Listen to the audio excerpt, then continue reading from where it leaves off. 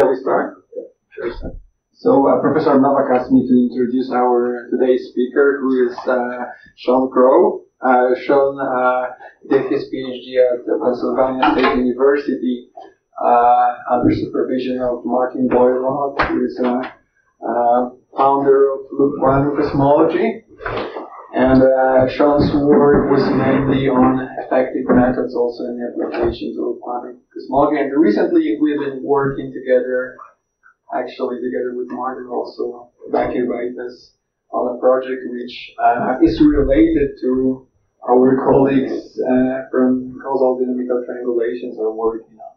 Okay, so Lawrence is here. All right, thanks for the warm introduction, and thanks to everyone for organizing this seminar, coming here. It's been really nice getting to know the campus as a postdoc and so on. So today I want to tell you a little bit about some work that was done with Jakob, my former advisor, Martin, myself, and another collaborator, Bakir Baitis. Essentially, I want to talk about how we can apply Minisuperspace methods to causal dynamical triangulations with the goal of understanding results that come out of these simulations. So with that, let's start with the motivations. So CDT is a powerful approach to quantum gravity. It's a background-independent approach, and it's non-perturbative. So this makes it special. And one of the only other approaches that is at this level is loop quantum gravity. Furthermore, in this approach, curved spacetime is triangulated by internally flat simplices. So in that way, the basic building blocks of this approach are understood. Oh. Yeah, I noticed the screen flicker earlier. All right, well, we could all look at my laptop screen. That would be interesting. But yeah.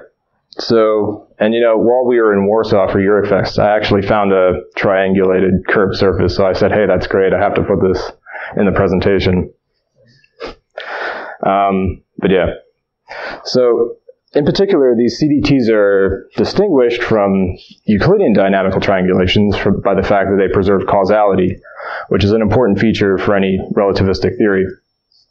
And they do this by ensuring that time is flowing in the same direction wherever two simplices are joined. So, since the basic rules of CDTs are understood, the basic mechanics of these simplices and their interactions are understood, the phenomena that come out of CDTs can be considered emergent phenomena. And as with any other emergent phenomena, superconductivity, Bose-Einstein condensation, or snowflakes, it's impossible to have as much analytic support as possible for what we observe. And one possible method for obtaining this analytic support is through Minisuperspace methods, which are, an old set of methods that have been used a lot in the past. So, what is a Minisuperspace, right?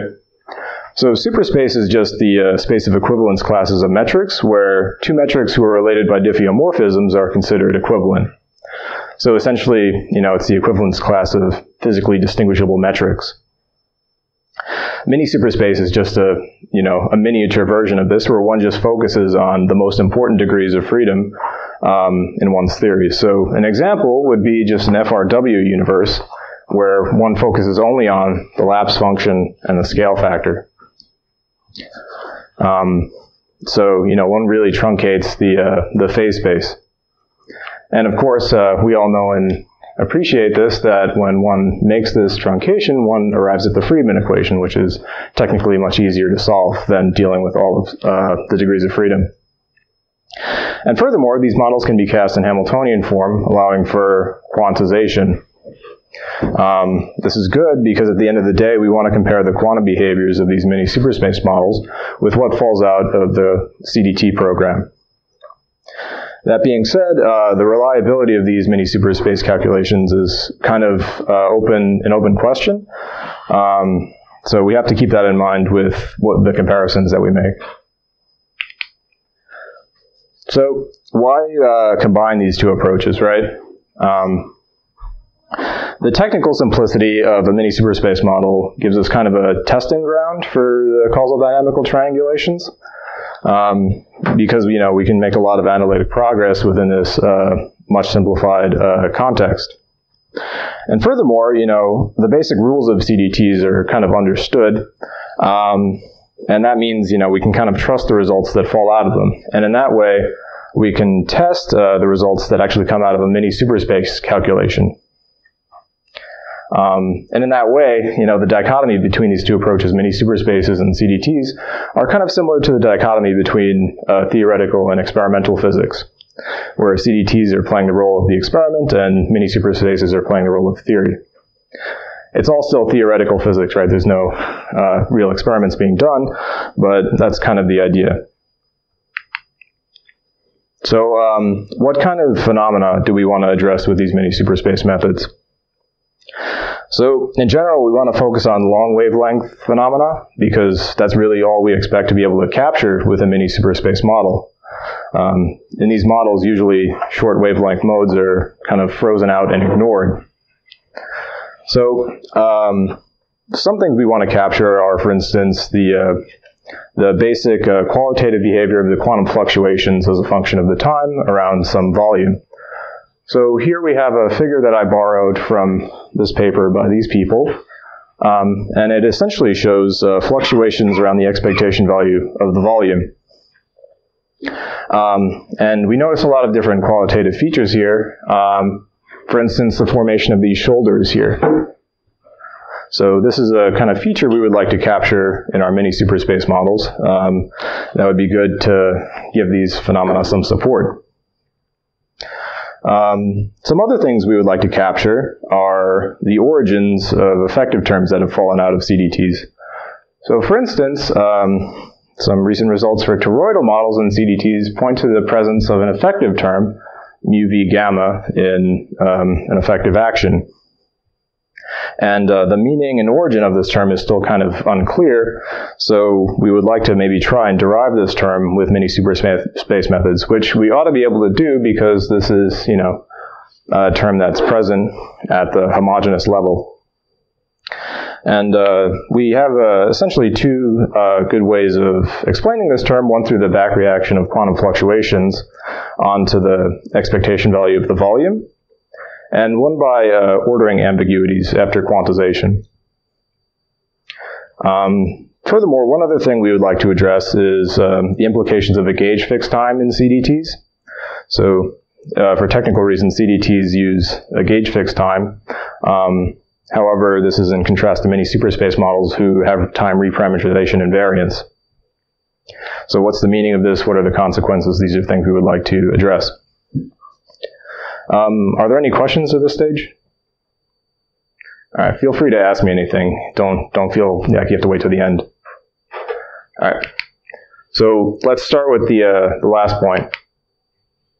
So, like I said, in these CDT simulations, they're done with a fixed time foliation. And this is done for technical reasons because it allows one to define observables like the 3 volume and their time evolutions. However, this breaks the time reparameterization invariance one might expect in a relativistic model. So, what's the meaning of this, right? What can we expect to come out of this? So, to begin, let's just consider a model with time reparameterization invariance built in. And so, for example, let's consider a spherical universe with a cosmological constant in it. And such a model would be characterized by this Hamiltonian. So this model is basically just a function of the scale factor and the lapse function and the corresponding momentums. So in particular, the scale factor is canonically conjugate to its momentum, and ditto for the lapse function. The thing about this is, though, if you transform to the Lagrangian, you notice that it's independent of the time derivative of the lapse function, and therefore the momentum canonically conjugate to the lapse function should be identically 0 always. And of course, this is a primary constraint, which in turn leads to the secondary constraint. You know, if Pn is going to be 0 all the time, its time derivative better be 0 as well. So the derivative of the Hamiltonian with respect to this lapse function should be 0. However, the lapse function only appears outside here, and therefore this whole thing in the brackets should be 0. And, fooling around with equations of motion and so on, one can get to the Freedman equation from that. And that's why the Freedman equation is sometimes called a constraint, right? So, it's a standard problem to solve the Freedman equation, right? And when one does that, one finds the following evolution for the volume, where I'm just converting between the scale factor and the volume. And one finds that there's this cosine cube behavior, where we're working in the imaginary time now, which is why we have this specific behavior. So that's a good question. It's absorbed here in this A0 factor. So I think A0 is like root 3 over lambda, something like that. So it's in there. Yeah. And this is interesting because this behavior has been, verified in CDT simulations. The reason that's interesting is because, the CDT simulations don't enforce this constraint, which we had to enforce to get this result. So even though the ingredients are different in these two approaches, we're still getting the same result. So that's curious. So in order to kind of understand this, let's consider a mini-superspace model with a gauge-fixed time. So in this sense, we're just kind of fixing the lapse function, setting it equal to 1. This just corresponds to the proper time. So nothing profound here. The only difference is now we don't get to impose the secondary constraint that we imposed earlier, and therefore we don't get to directly enforce the Freedman equation. There is kind of a way out. So since the Hamiltonian is no longer enforced to be 0, we can just say it's equal to some constant minus c. Okay, so that's not so bad. We can just move c to the other side and call it the presence of some matter term. And at the end of the day, one can use the equations of motion, insert these back into this thing, which has to be a constant, and solve for effectively the Hubble parameter. And then one finds this modified Freedman equation.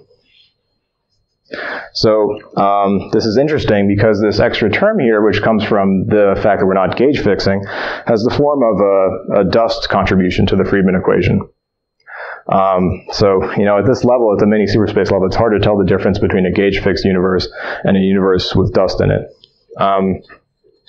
That being said, it would be good if somehow CDT simulation somehow selected this c variable to be 0. So maybe we can make that fall out. So that Freedman equation I just showed you actually has analytic solutions in terms of Weierstrass functions. And some of these solutions are plotted here in terms of the conformal time. So that's why this range is bigger than pi over 2. So for instance, when c is equal to 0, corresponding to the reparametrization invariant case, we get this black line here, which is only has one oscillation in it. However, if c becomes larger, the solutions become more and more oscillatory. And furthermore, we can only find well-behaved solutions for certain values of c, in particular in this range here, and this is just due to regularity and boundary conditions. So, that being said, in CDT simulations, one normally imposes that the initial spatial slice is identified with the final one. So, we're just enforcing this condition here. At the level of a mini-superspace, this corresponds to the following conditions on the scale factor. So, the first one is actually pretty easy to enforce. If one has a symmetric range of conformal time, one only needs that the time derivative of the scale factor initially is equal to 0. And this gives you symmetric solutions, which then gives you that. The second condition is kind of harder to satisfy. And in particular, there are only really two solutions that are robust in a certain sense, c equals 0 and c equals c max. When I say robust, I mean that the choice of c doesn't depend on the length of one's time interval. So I guess usually when people are doing these CDT calculations, they don't set their time interval specifically to get a specific value of c, and so one might not expect values other than c equals 0 or c equals c max. And this is interesting because C equals C max corresponds to a constant solution, and therefore it's kind of trivial and would be neglected. So this is kind of a hint as to why these CDT simulations seem like they're satisfying the scalar constraint, when really they didn't put this ingredient in the first place. Yes? So it's possible that, for example, for the toroidal special topology, we observe a flat volume profile instead of this cosine curve? Or is it possible to correspond to this equal mass? Yeah, I guess that could be the case, yeah. But does it mean that the bifurcation phase and the C phase are not two separate phases by showing this kind of? Yeah, I'm not sure. Yeah. Yeah, but that's a good question. All right. So yeah, that's a good hint as to why these simulations seem like they're satisfying the scalar constraint. With that, let's go on to the analysis of fluctuations in our mini-superspace models. Yeah, so in CDT simulations, one works with an ensemble of paths. And from this ensemble, one can normally deduce the expectation value of, say, the volume as a function of time, and so on. And because this is an ensemble, there are fluctuations around the expectation value, and therefore one can deduce these fluctuations as a function of the time. And of course, we identify these fluctuations as the quantum fluctuations. And as we saw earlier, these fluctuations exhibit certain interesting behavior. So then the question is, to what extent can we capture this behavior using the mini-superspace methods? So let's just start with this model, a spherical model with a cosmological constant in it, where now I'm using the volume as my basic configuration variable, not the scale factor. The reason being that, I guess one normally talks about volume fluctuations in CDT simulations, so it would be best to use this just from the get-go. And furthermore, I guess I should point out that we're using the Euclidean time here, and that's why there's a plus sign in front of this term, not a minus sign. So one could normally quantize this model just in the usual way with the canonical quantization. Just, promote these guys to operators and impose these canonical commutation relations. However, this diversion into wave functions and operators is kind of long. So we choose to use semi-classical methods instead. And in particular, we want to use the canonical effective methods because these put the fluctuations kind of at the heart of the calculation, not the wave functions. So with that, we can move on. So what does this system look like? What does this semi-classical system look like at the level of canonical effective methods? So in this framework, we formulate the dynamics in terms of moments of the state instead of wave functions. And this is good because we're focusing on fluctuations around the expectation value anyway. We might as well just use these instead. Okay. And so when one does this, one ends up with the following type semi-classical constraint. And we notice that this constraint is the classical one plus corrections which depend on these quantum fluctuations. So these deltas are really just moments of the state. For instance, delta V squared is just the expectation value of the fluctuation of the volume. And I should say we're ignoring higher order moments. So we're just truncating this system at first order moments and we're going to call it a day. The justification for this is that we might be in a semi-classical state where higher order moments are higher order in h bar and are therefore smaller. These moments obey the following Poisson bracket, just this one, this particular Poisson algebra. It's the Lie algebra SU11 essentially, if you are into Lie algebras. In particular, this Lie algebra has the Casimir function, just this particular combination of moments. Casimir function means that just Poisson commutes with everything else in the algebra. And we identify this as the Heisenberg uncertainty. And what's neat about that is that since it's a Casimir function, it commutes with everything in the algebra, which commute with the Hamiltonian, therefore it's a constant of the motion. Also, another thing, this combination of moments should then be bigger than h bar squared over 4, this basic uncertainty. So that's great. In this framework, the dynamics are then specified just by, the usual Hamilton equations, where k is, in general, some function of the phase space variables. That being said, this system is still kind of complicated by the non-canonical Poisson bracket that we have here, and in particular, non-holonomic constraints on the moments. So, for instance, this constraint here is non-holonomic. It's kind of a pain to implement in practice. So we want to kind of make just one more simplification before we move on. So we want to use a canonical parameterization of these moments. So rather than working with the moments directly, we'll work with a set of canonical variables S and U, and also the Heisenberg uncertainty. So these variables are canonical, they have a canonical bracket, and the mapping between the moments and these canonical variables are given here. This is neat because it gets rid of a lot of these non-holonomic constraints that were giving us problems, and it makes the kinematics, trivial. So that is a big help for us. And furthermore, using these variables, we get the following semi-classical constraint finally. And this is kind of a lot more intuitive to deal with than the Hamiltonian in terms of the moments.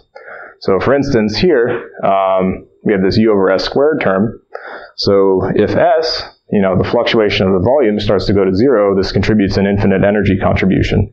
So then it's kind of hard to make the fluctuations of the volume go to 0. So that's the framework that we're working in. There's one last technical point, I guess, before we can start talking about results. And that's the point of initial conditions. So since we're not implementing the scalar constraint, right, we're working with a gauge fixed time. And since this Hamiltonian doesn't have a ground state, it's not initially clear what initial conditions we should use. However, we just recall that in CDT one works with an ensemble with a definite temperature, which is identified with the time range. Why does Hamiltonian doesn't have a ground state? Oh yeah, sorry.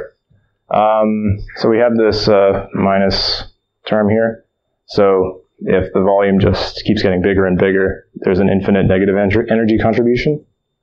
Yeah. So is it something general expected, or is it just approach? Or? Yeah, so usually the gravitational field just isn't expected to have an adiabatic ground state, because one can then just have expansion or contraction instead of stability. I guess it's kind of like balancing a pencil on its tip, right? Eventually it's just going to fall over. Because, yeah, good. Yeah, and there's a bunch of other terms we can see here, like this P is linear, so in principle I could make this momentum of the fluctuation of the volume as negative and large as I want and get an infinite negative energy contribution. Yeah. Any other questions before we move on? All right. Good, so we need to fix these initial conditions. And we want to use the fact that in the CDT simulations, one uses a thermal ensemble and not kind of a pure state. So in that way, we can fix the initial conditions as follows. We start with this Hamiltonian. Well, we want to write the scale factor as the classical scale factor plus a quantum fluctuation nu. So we're just perturbing around the classical solution. And when we do that, we get the following Hamiltonian for the quantum fluctuations, p nu. And this is looking pretty good right now because this is just a quadratic model. In particular, after a few time-dependent canonical transformations, we get the following Hamiltonian, which is dependent on PW and W. So W and PW are just new canonical variables canonically related to this quantum fluctuation nu. And this is great because this just looks like a harmonic oscillator with time-dependent frequency. Yeah, sure. As many as you want. Since it seems Hamiltonian is not bounded from below, how do I understand the statistical? Yeah, so that's a good question. So I guess we still have, this phase space. That's fine. And we're just looking for states that are most common, So it's just a normal canonical ensemble. I think if one calculates the partition function, one still gets a finite result. And then, once one has the partition function, one has everything else they need. So, yeah, maybe there's some technical detail that fixes this, yeah. Yeah, good. And so this is just a harmonic oscillator with a time-dependent frequency. And therefore, if we assume the state is thermal close to the origin, where this Hubble parameter is 0, the frequency is known there, we can actually compute the initial fluctuations at the origin there using this canonical ensemble. And in particular, we identify the temperature, or this h bar beta, with the time period of the Euclidean model, just pi a0, where again a0 is related in this certain way to the cosmological constant. And when we do that, we get these kind of funny values for the fluctuations around W. They're these complicated numerical factors, but dimensionality, it's not so hard. It's just related to this h bar a0.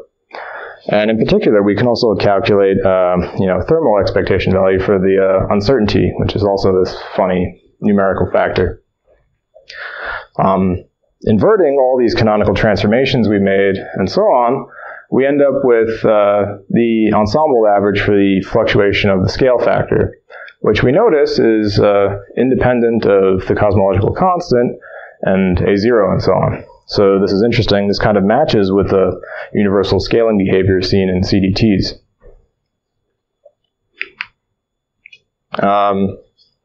Then again, we want to talk about the fluctuations of the volume, so we need to convert the fluctuation of the scale factor back to the fluctuations of the volume. And it's kind of understood how to do this for a semi-classical state. So we're assuming again that h bar is a small parameter and that these moments obey a certain hierarchy in h bar. And in that setting, we can actually calculate how the volume fluctuation is related to the scale factor fluctuation. And here V0 is just the initial volume of the universe. And in that way, we can therefore transform this initial scale factor fluctuation into volume fluctuations. Okay, that's great. So it seems that at this point, we've specified the initial volume fluctuations.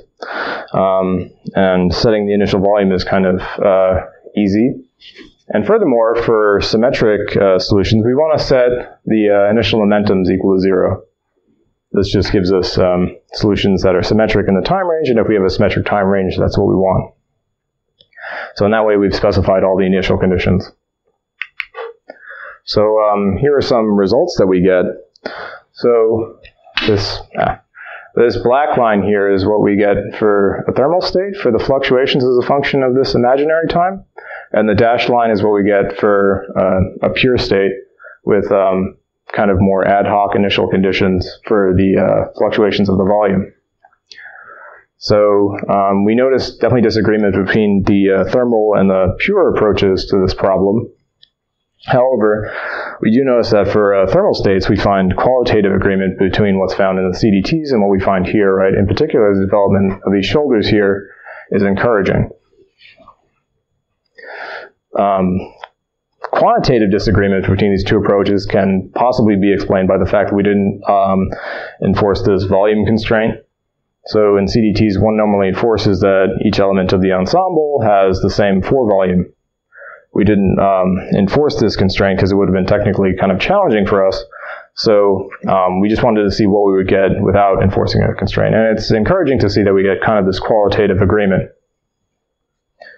And I should mention that the calculation with the pure state agrees with qualitatively, at least with what we get for path integral calculations, which would correspond more to a pure state, one might think. Good. So let's talk about what happens in the toroidal model now.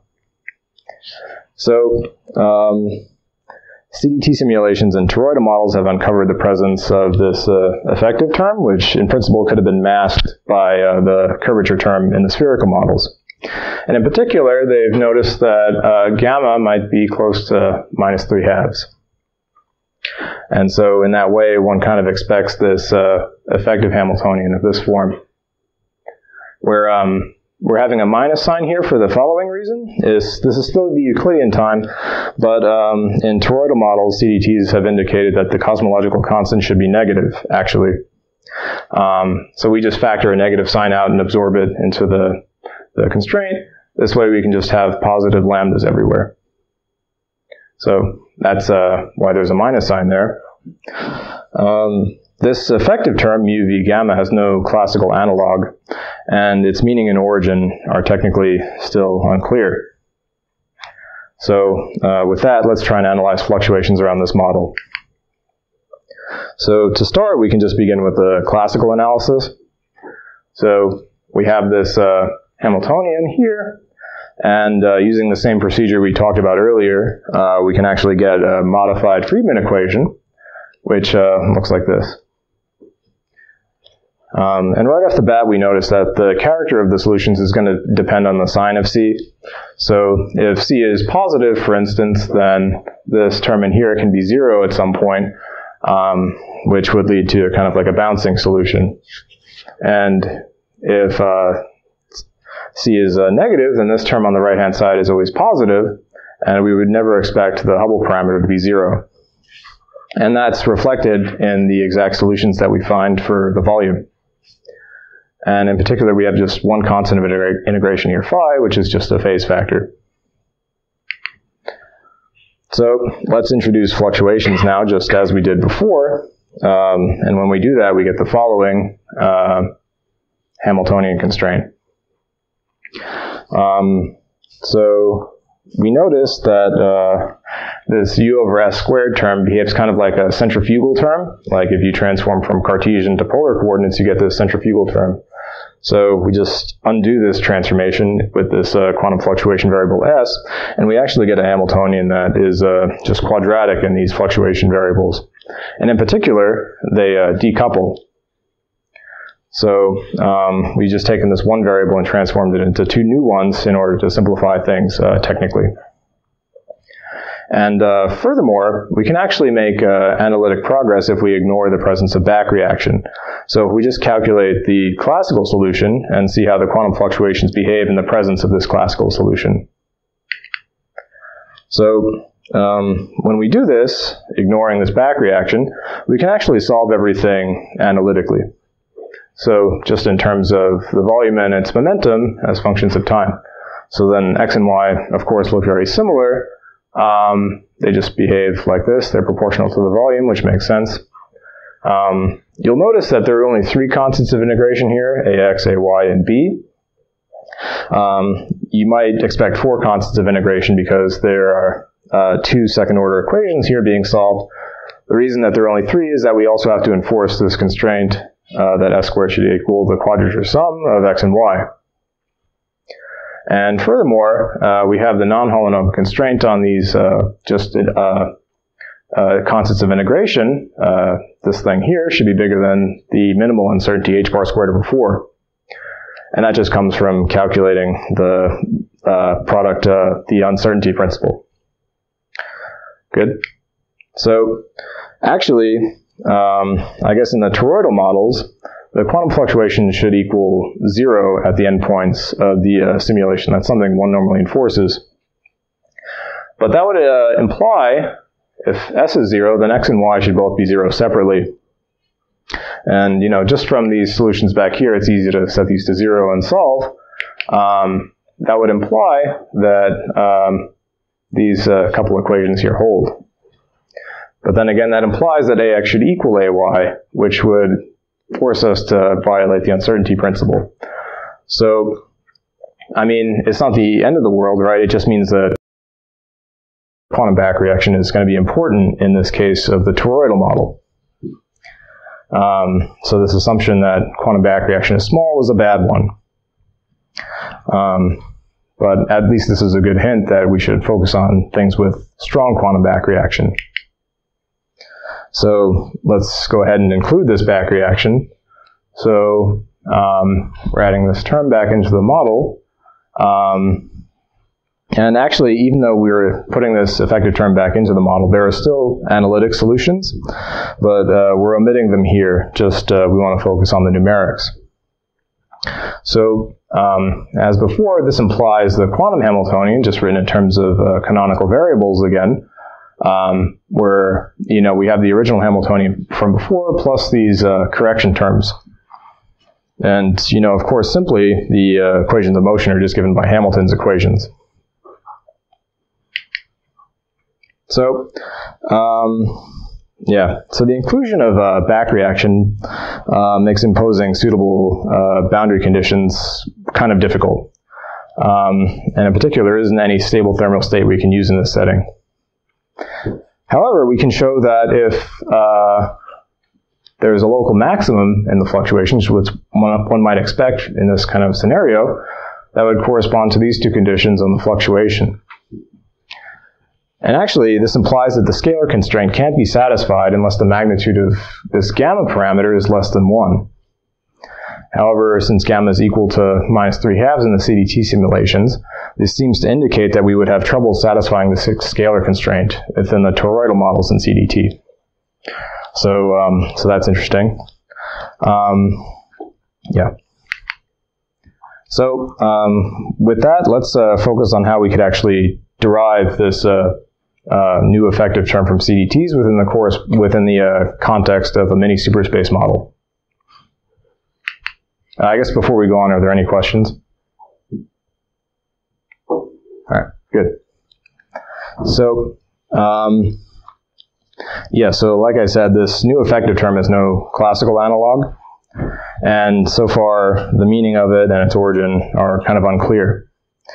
And I think I mentioned earlier, one possible way of explaining this term is through the presence of quantum back reaction of the quantum degrees of freedom on the classical one. So that's one possible way. Another possible way is through the factoring ordering ambiguities. So when one tries to quantize systems where one has combinations of x and p in the same term, one finds ordering ambiguities. And these can contribute terms that might help us explain the presence of this mu v gamma term. However, we'll find that both these approaches can explain this new term, but not easily. So there's definitely more work that needs to be done in this direction. So we've already seen that fluctuation coupling is going to be important in this toroidal model. And so then it's possible that this extra term could just be a consequence of the quantum back reaction.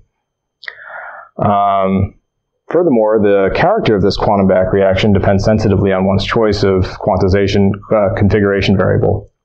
So this is another quantization ambiguity that we have to worry about.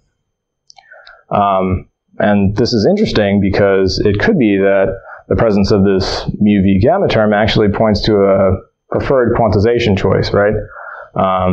Because different quantization choices have different effective behaviors. This particular effective behavior we have might select a particular choice. So, for instance, let's just consider a simple example. Let's take the root of the volume as a configuration variable. And this is special for technical reasons that will become apparent in just a second. So we're considering W to be the canonical variable, and its canonical momentum is just written down here. So we're just making a canonical transformation away from the volume. And written in terms of these coordinates, the classical Hamiltonian is just this quadratic model where the kinetic term has a minus sign. So that's great. This is just a quadratic model. And we'll notice that if we look at the quantum Hamiltonian, the fluctuations actually decouple from the classical ones. And so in this particular model with this quantization choice, we don't actually see any back reaction. So for this particular choice, there's no back reaction. However, if we change our configuration variable, we'll find that the quantization choice actually does affect how much back reaction we get. So as a more complicated example, let's consider using the scale factor as the configuration variable. Or maybe this variable q, which is just a scaling away from the scale factor. And q has this canonical momentum here, capital P, which is also just a scaling away from the canonical momentum of PA. And, this eventually leads to a rather complicated quantum constraint. And, this model is rife with quantum back reaction. Maybe we can actually get something out of this, right? And actually analyzing the back reaction in this case is kind of complicated because just, the equations of motion are technically complicated. So, say the equation of motion for Q double dot is rather complicated. However, we get kind of lucky. The equation of motion for Q squared is actually pretty simple. So we look at Q double dot, and we find that it actually simplifies to the sort of simple form. It mostly fits on one line. And so this is what we get for the Q squared double dot. And we notice several effective terms here, right? Anything where an S variable is interacting with a Q variable can be considered an effective term. And so most of these terms are positive, which is interesting because in the CDT simulations, I guess this effective force has been identified as negative. However, in the case where this quantum constraint is positive and this other condition is met, we actually find the dominant effective force is this term here, which is then negative, corresponding to what is found in the CDT simulations. So this qualitatively agrees with what one gets from, just taking the derivative of the potential. And moreover, this particular contribution has the scaling in terms of the initial volume in h bar. So it scales in a certain way with h bar and the L0. Which is cool because in the next approach I'll show you, there's actually different scaling. So then the conclusion is that by varying h bar and L0 in CDT simulations, one can actually differentiate between these two approaches. So that's great, and that's good analytic progress, but it would be good for us to maybe do things numerically as well. So we can actually deduce the effective force from the numerics just by plotting Q double dot and Q parametrically. And so this is what we find for a couple different cases. So here's the effective force when the quantum constraint is satisfied. And so we notice that the force is actually positive in this case. However, when the effective force is positive, we notice that the effective force is actually negative, which would have been indicated by our previous result. And I should say here we're using, this value of lambda, which has been indicated by CDT simulations. And it's interesting that if we satisfy the constraint, we actually have trouble creating this negative force that is desired. Good. So, last thing, I guess. So there's also this other ambiguity that we can kind of use to explain the origins of this effective term. So, for instance, when one is trying to quantize a term that looks like this, some combination of x and p squared, one runs into the fact that different kinds of terms will have the same classical limit. So in principle, using just classical physics, it's hard to tell the difference between the two of them. So for instance, this term here has the two possible quantizations, this one and that one. They're both Hermitian operators, so there's really no way to tell the difference between the two of these, and they have the same classical limit. And, our mini-superspace models are, of course, subject to this ambiguity. And again, this presents an opportunity for us because this extra effective term in the CDT simulations might select a preferred ordering choice. Good. So I guess we're working schematically now. So we're just working with this Hamiltonian here where I've absorbed most of the factors just into the basic configuration variables. And furthermore, I don't just want to work with the volume, I want to work with kind of a general coordinate, say z, which is canonically related to the volume, and did it with its momentum. We want to do this because this is also another quantization ambiguity that we have. We don't know what the configuration variable should be, right? So this is a neat way of just parameterizing everything that we're kind of ignorant to. So in that way, we get this classical constraint, which is dependent on this parameter p, which parameterizes this canonical transformation. And of course, except for the special variable where p is equal to 2, this kinetic term is a mixed term and therefore should suffer from this quantization ambiguity. So for instance, there are two ordering choices for this pz squared term. And, classically, we can't tell the difference between these two different orderings. So, therefore, we can add a multiple of the difference between these two different orderings to our Hamiltonian without actually affecting the classical physics. And, so that difference looks like that. And this can be simplified just using the canonical commutation relations to give an effective term that looks like this. Kind of sadly, we said v was z to the pth power, but this is z to the minus pth power. So this whole term is really just proportional to v to the minus 1. So it seems that we can't get the desired term in this way. So we kind of have to... Right, yeah, so, but I think there's been fittings that have been done to determine this gamma, right? Yeah, so we're kind of just taking that value and seeing what we get. Yeah. You said two different methods starting from the same model. So should they get the same results in, irrespective of what came from CDT? Yeah. Classically, they should give the same result. So, but quantum mechanically, things might be different. The two different orderings, that is. Was that your question? Well, because first you gave an argument for v to the minus 3 halves. Right. 3 halves from fluctuations in the Minisuperspace model. Right. And now from other ambiguities. Yeah. And you get a different answer. So should it be considered a different effects? Yeah. The same quantity, but then it should agree. Yeah, so I would say we can consider these two different effects. We don't really know which one is most relevant for the CDT calculations. But at the end, I'll have a thing where I mention that by varying some of the parameters, we can actually tell which one is more important for the CDT calculations. Good. And so we can't explain the extra term in this way just naively.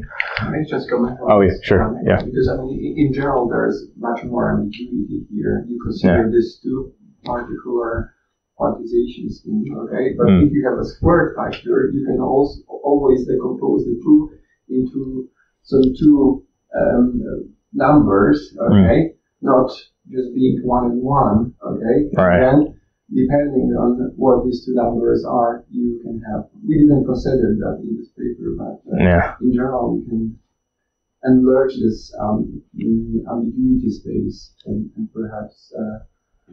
We didn't analyze it. Yeah. So it's possible we could explain it using that too. We can also get a correction out that is desired by adding a higher order kinetic term to this Hamiltonian. And this is possibly indicated by the simulations. So to do this, we have to introduce a parameter L squared, which just fixes the dimensions. It's kind of arbitrary at this level. And this is great because we get a lot more freedom in this way to have ordering ambiguities. So for instance, this kinetic Hamiltonian here has the following ordering term. This term can't be eliminated just by judging from the classical physics. And through kind of a tedious calculation, one can use the canonical commutation relations to relate this ordering term to the following term. So we get the ordinary kinetic term plus some corrections. And here I should mention that I'm using z equals v to the 1/4 just as my configuration variable, just because, I wanted to get to the point. I didn't want to use an extra parameterization if I didn't need one. And this is great because, using this configuration variable with this extra kinetic term, we actually get a correction that's of the correct form. So, we're taking this correction term as the form z to the minus 6. However, z is this thing, right? So from there, the correction to the potential is v to the minus 3/2, which would agree with what is found. The downside of this approach is that one gets an extra correction to the kinetic term actually also, which is of order h bar squared. So this is something that would have to be explained also. That's another thing that isn't totally done yet. And moreover, to get the correct values of the parameters, we have to take epsilon as approximately 17 in order to get mu to be the value that's found from the simulations, which is, kind of a large value, but, it's nice that it's close to an integer value. Great. And we notice that this correction to the potential has the following scaling. It's like h bar squared over L0 to the cube, which is different than the scaling in our last example. So with that, I guess I can wrap up. So at the end of the day, we found a qualitative agreement between what is found in the fluctuations in CDT models and the fluctuations found in Minisuperspace models, at least for a thermal state. For pure states, we actually found qualitative agreement between what's found in the Minisuperspace model and the path integral calculations. We are able to explain this effective potential extracted from CDT simulations by way of back reaction or ordering ambiguities, though not in an easy manner. So either way we tried it, we needed to make some modifications in order to get the result we wanted. And furthermore, we explored this issue of gauge fixing in CDTs. And in particular, we were able to show that this scalar constraint might be satisfied in the spherical case, even though we're not imposing it directly. However, in the toroidal case, it's more subtle than that. We don't exactly know. We have indications that the constraint might not be satisfied, actually. Okay. Just some future directions. So this interesting scaling behavior that we have with the correction of the potential is interesting. So we have these two different methods for calculating the correction to the potential, and they have different scalings with h bar and L0. And therefore, by varying these in CDT simulations, one could detect the difference between these two approaches. And of course, open questions still remain on the Minisuperspace side of things. So for instance, capturing the finer details of the volume fluctuations as a function of the time is still kind of an open question. And furthermore, we need to figure out how to impose these Dirichlet boundary conditions for the CDT simulations in the Minisuperspace models for toroidal models. This is still a problem that's open and needs to be addressed.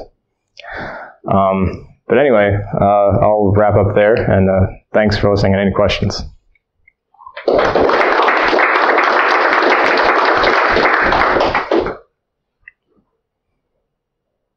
So we have time for questions. So ask questions. It's taking into account the volume constraint change the outcome. Yeah, I think so. In fact, some other people have done this not with the same methods we're using. They impose a Gaussian state, and they get better agreement there because they're able to enforce this volume constraint. That being said, choosing a Gaussian state might be kind of bad because then one only gets Gaussian results, right? So doing things in this way might be a little bit more general, but technically harder to enforce certain constraints. Yes? More general grounds in this Minisuperspace approach. Can you get some insights how to introduce the matter fields and then eventually check Newton law? Yeah, so it's not so hard to introduce matter fields into this. So I guess I can draw a little bit. I guess we have a Freedman equation, which looks something like that, right? If you want to have a constraint that you satisfy that reduces to Freedman equation, you need to choose a Hamiltonian that looks like this, minus, V h squared plus v times the matter density. Yeah, maybe there's another mark or something. Right, behind the lab. That was hiding. Thank you. Yeah, so. Good, all right. It was a cap within a cap. Based on my... This is, all right. All right, so something like this.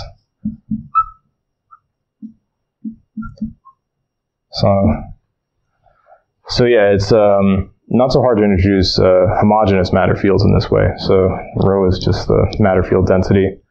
And this thing has to equal 0, so then one finds the Hubble parameter is equal to the density. Yeah.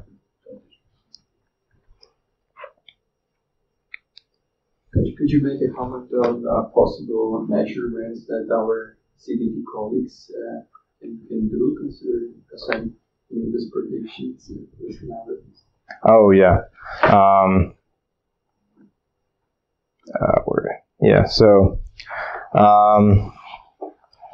So like I said, varying this H bar and L0 can lead to indications that these two different approaches, one might be preferred and one might not be. So that is certainly an interesting thing to look at. Did you have something in particular in mind? Some scalings. Some scalings. Right. So I mean, I guess we found these potentials scale in a certain way, right? So the parameters that one finds in the CDT calculations, mu, for instance, would depend on the values of H bar and L0. So looking at this parameter mu, which can be determined from the CDT calculations, can indicate which of these two approaches is correct. Maybe this also depends on which part of the phase space we are having the measurements. Yeah. Also, it depends on the topology, because it seems that for sphere and for torus we get different effective action. Yeah. Can you claim that, for example, we could state that which topology is correct and which is not? So it could just be that the spherical part of the topology is actually masking this effective term. So I guess it's, I don't know whether or not it's there in the spherical models. So, but that would certainly be interesting if we could tell the difference between these two different topologies using the CDT calculations. Yeah. One question. For C equals some constant, you have this periodic volume profiles. Oh, yeah. So does it mean that then this really corresponds to the bifurcation physics? Absolutely, and then if it yes, then can we somehow find this C value or the corresponding value numerically? Yeah, so I guess if one chooses this time range to be a certain value, one could actually get C to be more non-trivial values. I'm not sure about finding C from the CDT calculations by way of fitting, though. I don't really know anything about that.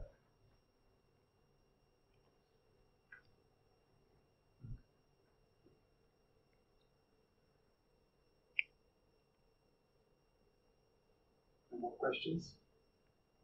So let's take this paper.